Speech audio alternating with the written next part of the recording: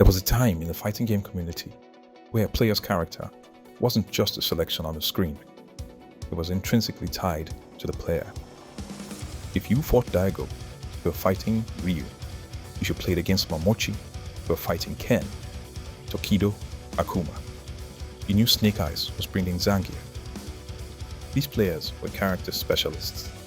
They didn't care about tier lists, bad matchups, or patch notes.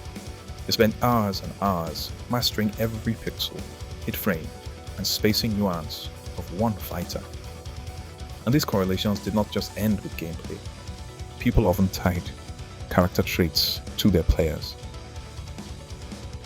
But in recent years, the character specialist has become obsolete. Modern fighting game paradigms have shifted. Developers and publishers prioritize simplified execution, aggressive mechanics, and high volatility offense over deep defensive consistency.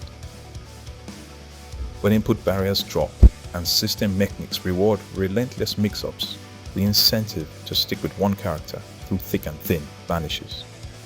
Why put up an uphill battle with a low-tier character? Then you can pocket 2 or 3 top tiers to cover every matchup. Now, this isn't to say that players haven't historically switched up characters where necessary, but counterpicking has gone from a rare tactical pocket pick, like Infiltration, famously switching characters based on specific matchups in Street Fighter 4, to standard operating procedure nowadays. However, the just concluded Esports World Cup gave us a glimpse of something different, something interesting. Edge Gaming, and you're welcome to another exciting video. If you're new to the channel, I have a small request to make. If you could take a quick moment to like and subscribe, it will really help the channel to reach more people and to continue to grow. It only takes a moment of your time, but it makes a big difference to the channel. And join me as I explore this topic. Now, let's get straight into it. The Esports World Cup wrapped up with the 15-year-old Chilean prodigy, Cryme, taking the crown with Ryu. A story that echoes last year's edition where his fellow countryman, Laz, captured everyone's attention with Ryu. But while Cryme took home the trophy, the absolute talking point of the tournament wasn't the victor.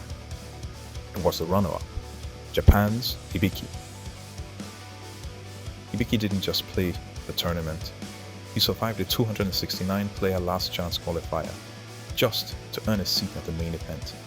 And he did it all on the back of Lily, a character overwhelmingly regarded by the FGC as a low-tier pick.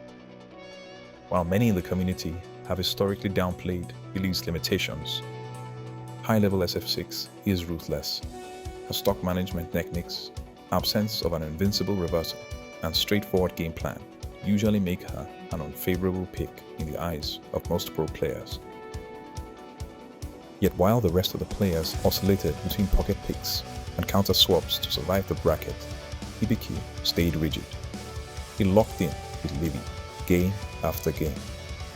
He dismantled Mena RD's explosive Blanca by denying the advantages that Blanca's level 2 super provided through perfect spacing and effective counterplay. He outplayed world-class champions like the Shah. Hibiki didn't win because Lily was secretly overpowered. He won those interactions because he understood the exact physical boundaries of Lily's hitboxes better than his opponents understood their own characters. And perhaps other pro players might not have paid much attention to her to have any serious counterplay to the character. In the end, he gave us something we haven't felt in a long time: the awe of watching a master pivot a single character past the boundary of the game's meta. To understand why Hibiki's run felt like an anomaly, we have to look at how modern fighting game design actively pushes players away from character loyalty. In older titles, picking up a new character and spending weeks in training mode just to build basic muscle memory for things like one-frame links or tight execution commands. Today, universal system mechanics like Street Fighter 6's Drive Rush or Drive Parry or Tekken 8's Heat system do the heavy lifting for the entire roster. If your fundamental understanding of the system is elite, picking up a pocket top-tier character takes days, not months.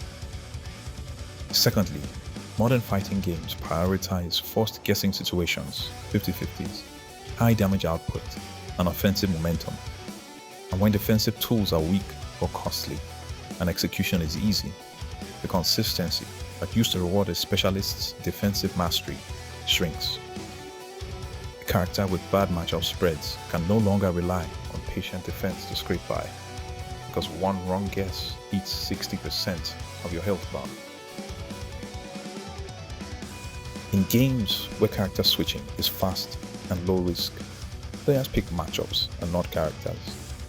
In the past, someone like Infiltration, using different characters for different tournament matchups, was considered a unique and highly tactical anomaly.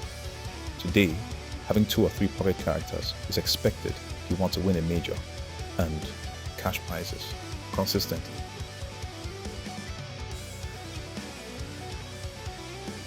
History has shown us that the fighting game community loves nothing more than a specialist defying the odds.